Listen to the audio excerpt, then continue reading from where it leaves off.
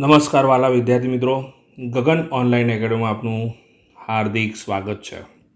તો વિદ્યાર્થી મિત્રો, આજે આપણે જોવા જઈ રહ્યા છીએ પ્રશ્નપત્ર 3 જે છે એનો સેક્શન બી. ઓકે, અને તમે આશા રાખું છું કે આગળના વિડીયો બધા જોઈ લીધેલા હશે, સમજી લીધા હશે. તમારા નોટબુકમાં પણ લખી નાખજો વ્યવસ્થિત. હું તમારા માટે બેક ટુ બેક સોલ્યુશન લાવવાનો જ છું.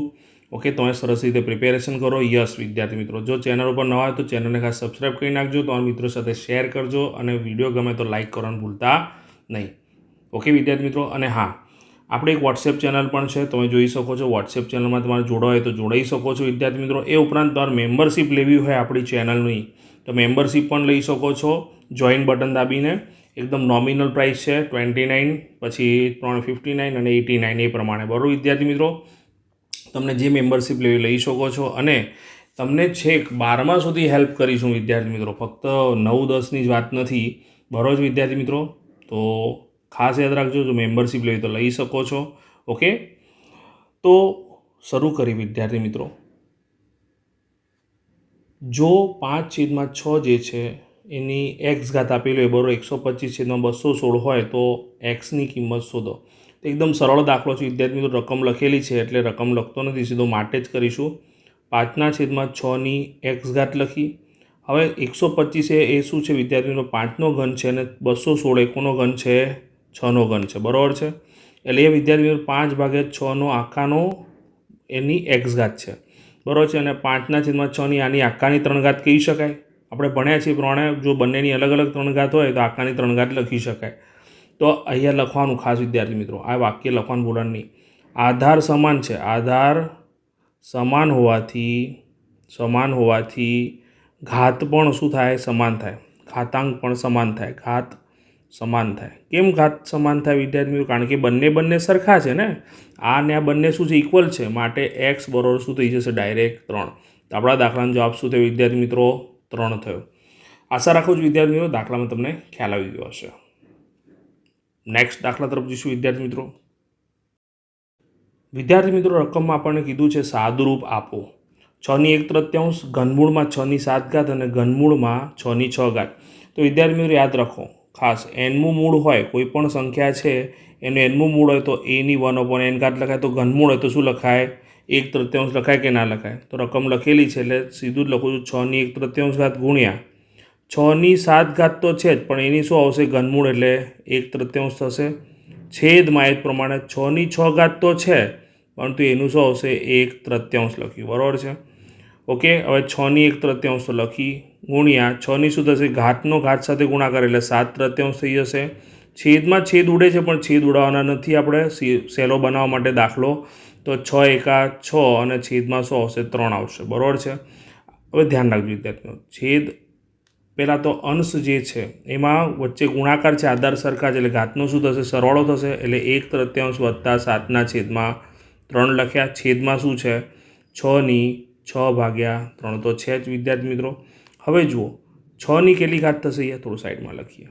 6ની કેટલી ઘાત થશે, તો 8/3. બરાબર, છેદ સરખા છે, અને છેદમાં વિદ્યાર્થી મિત્રો શું થશે, 6/6/3 ઘાત. ફરીથી વાર 6/8/3 ઘાત અને છેદમાં 6/6/3 ઘાત.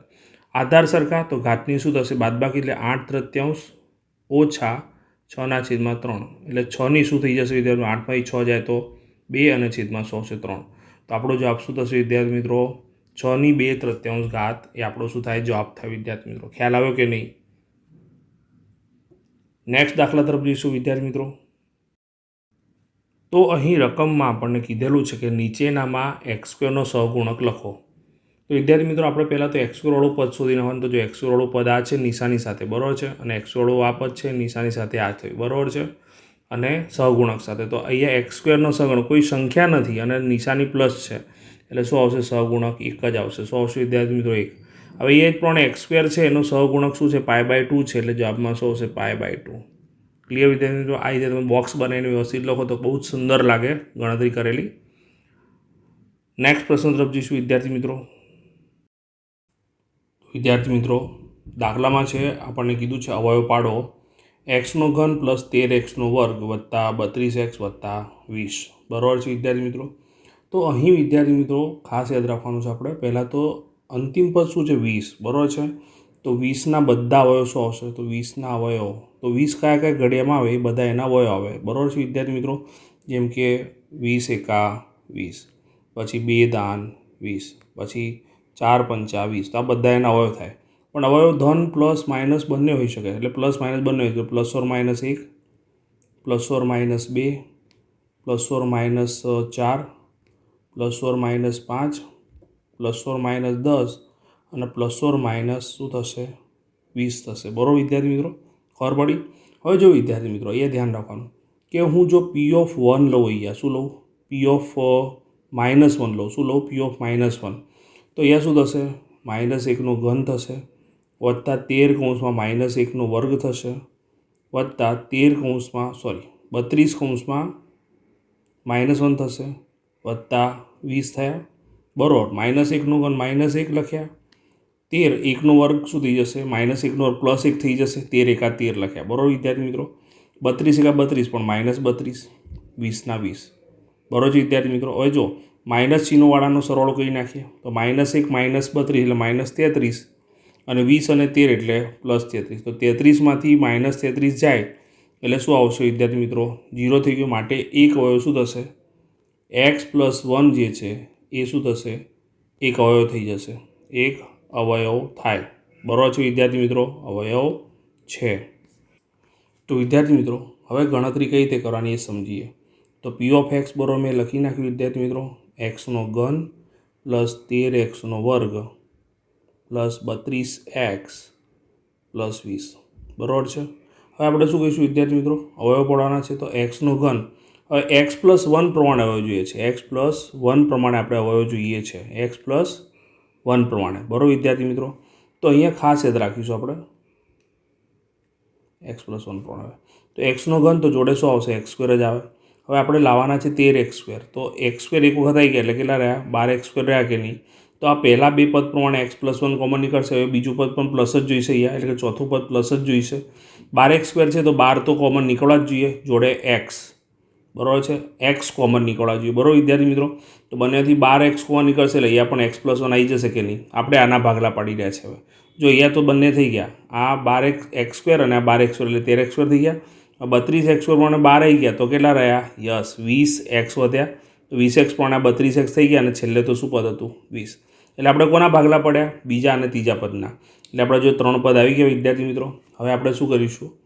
અહીંયાથી x² કોમન નીકળશે એટલે પહેલા પદમાં શું આવશે? x+1, પછી વત્તા 12x કોમન નીકળશે એટલે શું આવશે? x+1, બરાબર છે? વત્તા અહીંથી 20 કોમન નીકળશે એટલે x+1. હવે જોઈ શકો છો ત્રણેયની અંદર x+1 પ્રમાણે ગોઠવણી થઈ ગઈ છે, તો આપણે x+1 કોમન કાઢી નાખ્યા. તો બીજા પદમાં શું આવશે? x² વત્તા 12x વત્તા 20. 20ના એવા ભાગ પાડો, 20ના એવા ભાગ પાડો કે આપણને 12 મળે. તો આપણે શું કરીશું વિદ્યાર્થી મિત્રો? બોલો, 20 એટલે તો જુઓ 20 એકા 20 કરીએ 21 થાય, બરાબર છે? 10 દુ 20 કરીએ તો યસ, 10 દુ 20 કરીએ તો 10 ને 2 12 થઈ ગયા વિદ્યાર્થી મિત્રો. બંને નિશાની પ્લસ આપીશું, તો x+1 લખ્યા વિદ્યાર્થી મિત્રો. બીજા પદમાં શું આવશે? x² plus 10x plus 2x plus 20 લખ્યા, બરાબર છે? હવે જોડી બનાવી દો વિદ્યાર્થી મિત્રો, બરાબર છે? તો x+1 તો લખ્યા જ, પણ મોટા કૌંસમાં પહેલા પદ બે પદમાંથી x કોમન નીકળે એટલે x+10, બીજામાં 2 કોમન નીકળશે, 2 એકા 2 ને 2 દાન 20, તો પહેલા પદમાં x વધશે ને બીજામાં 10 દુ 20 પણ 2 નીકળી ગયા એટલે 2 નીકળી ગયા એટલે 10 આવે. તો બંને કૌંસ સરખા મળ્યા કે નહીં? મને એવું કહો. ઓકે, તો અહીંયા શું થયું? x+1 લખ્યા, બંને કૌંસ સરખા મળે, કોમન કાઢો, સામાન્ય કાઢો, x+10 અને બીજા કૌંસમાં x+2. તો વિદ્યાર્થી મિત્રો આ રીતે ગણો તો તમને પૂરેપૂરા ગુણ પ્રાપ્ત થાય. એકદમ સરળ જ દાખલો છે વિદ્યાર્થી મિત્રો. ભાગલા મહત્ત્વના છે અને ભાગલા પણ તમને આવડી શકે એવા જ હતા, બરાબર છે? જો પહેલું અને છેલ્લું પદ તો હંમેશા સરખું જ આવે ભાગલા પાડવામાં. અહીંયા પણ જો પહેલું અને છેલ્લું પદ કેવું હોય? સરખું જ આવ્યું, ભાગલા મધ્ય ના પડ્યા, બરાબર છે? ઓકે, આશા રાખું છું વિદ્યાર્થી મિત્રો દાખલામાં ખ્યાલ આવી ગયો હશે. ક્રમનું મહત્ત્વ નથી, x+10ની જગ્યાએ x+2 પહેલાં લખો કે પાછળ લખો એનું કંઈ મહત્ત્વ નથી, બરાબર? નેક્સ્ટ દાખલા તરફ જઈશું વિદ્યાર્થી મિત્રો. તો વિદ્યાર્થી મિત્રો રકમ આપણને એવું કીધેલું છે કે x+2y+4z ના હોલ સ્ક્વેરનું વિસ્તરણ કરો, બરાબર છે વિદ્યાર્થી મિત્રો? વિસ્તરણ કરવું છે વિદ્યાર્થી મિત્રો. જો ચેનલ ઉપર ન હોય તો ચેનલને ખાસ સબસ્ક્રાઈબ કરી નાખજો, બરાબર છે. જો વિડીયો ગમે તો લાઇક કરો, તો મિત્રો સાથે શેર પણ કરજો. ઓકે, તો દાખલો શરૂ કરી વિદ્યાર્થી મિત્રો. આખાનો વર્ગ છે 3 પદોનો, એટલે પહેલા પદનો વર્ગ લખીશું વત્તા બીજા પદનો વર્ગ લખીશું વત્તા ત્રીજા પદનો વર્ગ લખીશું વત્તા 2 ગુણ્યા પહેલું પદ અને બીજું પદ, બરાબર છે, વત્તા 2 ગુણ્યા બીજું પદ અને ત્રીજું પદ વત્તા 2 ગુણ્યા ત્રીજું પદ અને પહેલું પદ. હવે આપણે વિદ્યાર્થી મિત્રો વર્ગ છે, ગુણાકાર છે, બધું કરવાનું સ્ટાર્ટ કરીએ. તો પહેલું પદ એટલે એક્સનો વર્ગ આવ્યો, બીજું પદ એટલે 2નો વર્ગ 4, વાયનો વર્ગ y² વત્તા 4નો વર્ગ 16, ઝેડનો વર્ગ z² વત્તા 2 ગુણ્યા 2 4 xy એટલે 4xy આવશે, બરાબર વિદ્યાર્થી મિત્રો, વત્તા 2 દુ 4 ચોખ્ખું 16 yz આવશે, બરાબર છે, વત્તા 2 ચોક 8 zx આવશે, 8 zx. તો વિદ્યાર્થી મિત્રો જ્યારે પણ આવો દાખલો હોય તો આના 6 પદો મળે. કેટલા પદો મળે જવાબમાં? 6 પદો. આને વિસ્તરણ કરેલું કહેવાય. ઓકે વિદ્યાર્થી મિત્રો, નેક્સ્ટ દાખલા તરફ જઈશું વિદ્યાર્થી મિત્રો.